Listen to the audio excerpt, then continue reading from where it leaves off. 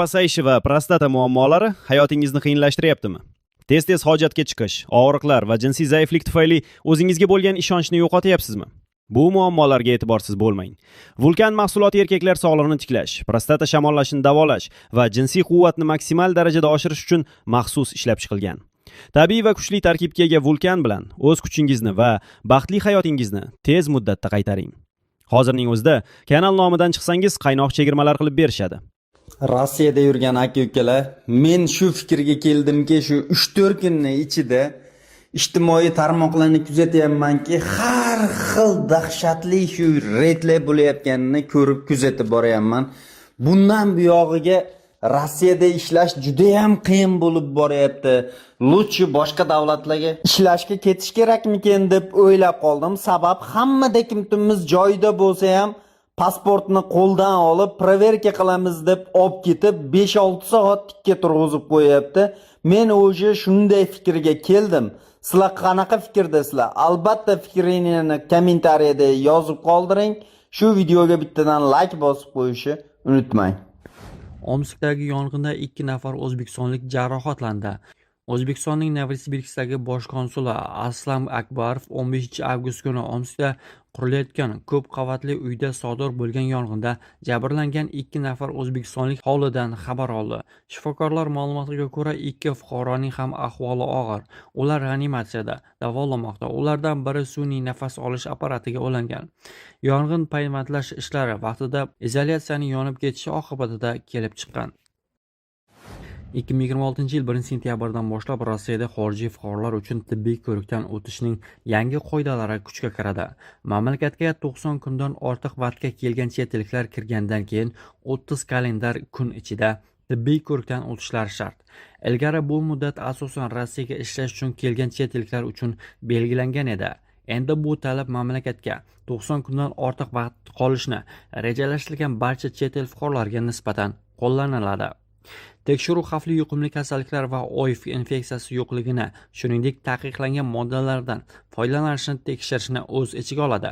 Jarayondan so'ng tibbiy xulosa shu jumladan elektron shaklda ham beriladi.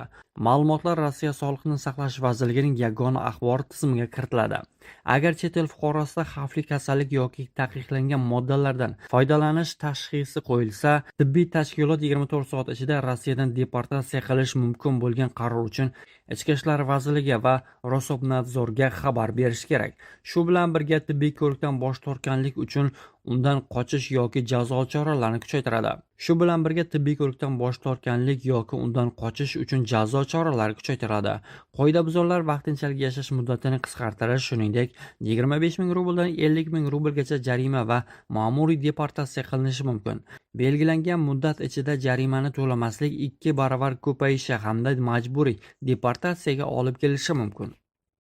Sankt-Peterburgda huquqni muhofaza qilish organlari xodimlari migratsiya qonunchiligining buzilishini aniqlash uchun keng ko'lamli reydlar o'tkazdi. Tekshiruvlar Viborskaya, Narabejnaya, shuningdek Kantemirskaya va Politexnitskaya ko'chalarida bo'lib o'tdi. Huquqni muhofaza qilish organlari xodimlari jami 119 nafar xorijiy fuqaroni tekshirib, ularning 19 nafarini turli huquqbuzarliklar uchun hibsga oldi. Reydlar odatdagidek ishdan so'ng charchab, uxlab yotgan muhojirlarni baqir-chaqir bilan uyg'otish, itlar bilan tekshirish va asirlardek muomala qilish bilan davom etdi. Portrukadan gapirib o'tamiz. 1-sentyabrdan muhojir yurtda yurgan vatandoshlarimizni nimalar kutmoqda? Mobilizatsiya, ya'ni bezdokument yurgan aka-ukalarimiz 1-sentyabrdan keyin urush bo'lib ketadi degan gaplar shunaqalar juda ham ko'p tarqalgan. Mana shu videoni oxirigacha ko'ringizlar, bittadan like bosib, mana shu video bo'yicha sizlarga ma'lumot berib o'taman. 1-sentyabrdan keyin reyslar uchmaydi degan savollar bor, telefon qilib so'rashadi.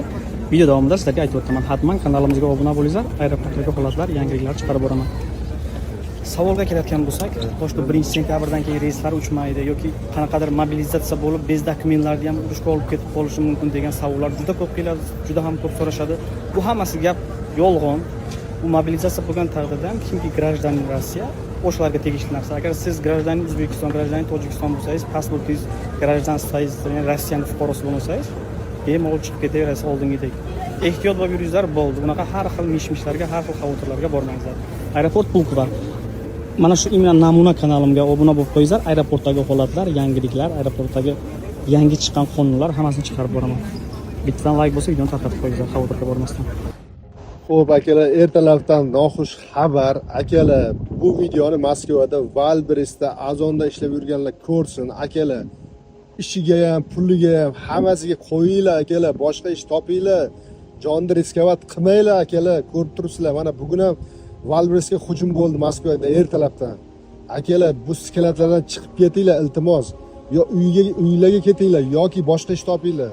Hammani uyda ota-onasi kutib turibdi. Yana ba'zi birlarni ko'ryapman, shu hujumlarni videoga qo'yib tarqatyapti. Akalar, bu videolarni tarqatmanglar, qamalib yo'qib ketasizlar. Hali bu kechida Rossiyada ishlayotgan mehnat muhojirlar nafaslarini ham o'ylab olishadi shekilli. Yana bir qonunga bir qancha o'zgartirishlar kiritildi. 4-avgust kuni Rossiyada 294-sonli federal qonun qabul qilindi.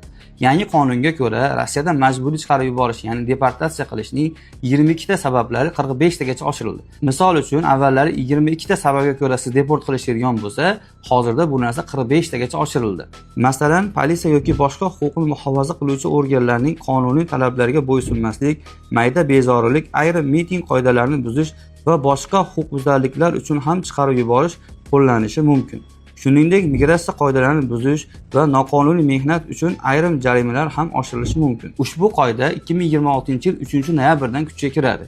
Ushbu yangi qoida bo'yicha Telegram kanalimizda to'liq post joylaganman. Telegram kanalimizga o'tib, ushbu yangi qoida bo'yicha bemalol tanishib olishlaring mumkin bo'ladi.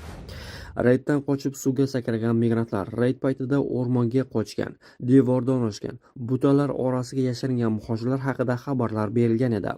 Bu safar ular tekshiruvlardan qochib, to'lib toshgan, oqayotgan daryoga sakragan. Rossiyaning Blagoveshchensk shahri politsiyasi 3 nafar muhojirlar Zeya daryosidan chiqarib olib, ularni migratsiya qonunchiligini buzganlikda ayblamoqda. Erkaklar hibsga olinib, politsiya bo'limiga olib ketildi. Muhojirlar Zeya daryosi bo'yidagi kafeda ishlagan. Reyddan qochib suvga sakrab, qochib ketishga uringan. Yana bir ovqatlanish muassasasida ham tintuv o'tkazish paytida migratsiya qonunchiligini buzgan 3 nafar muhojir aniqlangan. Rossiyadagi musofirlar xursand bo'lsanglar bo'ladi, patent atmen. To'g'rirog'i, Vladimir Vladimirovich Putinga patentni atmen qilish kerak degan taklifni berishganida, o'ylab ko'ramiz degan gapni gapirdi. Oradan ozroq vaqt o'tgandan keyin rasmiy kanallar tarqatgan ma'lumotlarga ishonadigan bo'lsak, 2027-yil 1-yanvardan boshlab patentni atmen qilib, uni o'rniga boshqa sistemani eksperiment qatori qo'llanishi mumkin ekan. Agar mabodo siz patentni atmen bo'lishini xohlasangiz, kanalimga obuna bo'lib, videoda maksimal like bosib, repost bosib tarqatib qo'yinglar, ajomas patent atmen bo'lib ketsa.